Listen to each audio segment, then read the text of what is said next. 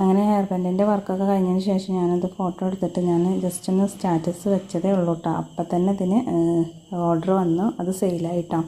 ഇനിയും ആൾ ചോദിച്ചിട്ടുണ്ട് കേട്ടോ ഉണ്ടാക്കി കൊടുക്കാനായിട്ട്. അപ്പോൾ നല്ലൊരു അടിപൊളി വർക്കാണത്. പെട്ടെന്ന് തന്നെ സിമ്പിളായിട്ട് തന്നെ ചെയ്ത് കൊടുക്കുകയും ചെയ്യാം. അപ്പോൾ ഇതിലും ഈ സെയിൽ ചെയ്യണവർക്ക് നമുക്ക് തുന്നി കൊടുക്കുകയാണ് കേട്ടോ ഏറ്റവും നല്ലത്. അപ്പോൾ അങ്ങനെ ചെയ്യാൻ നോക്കാം.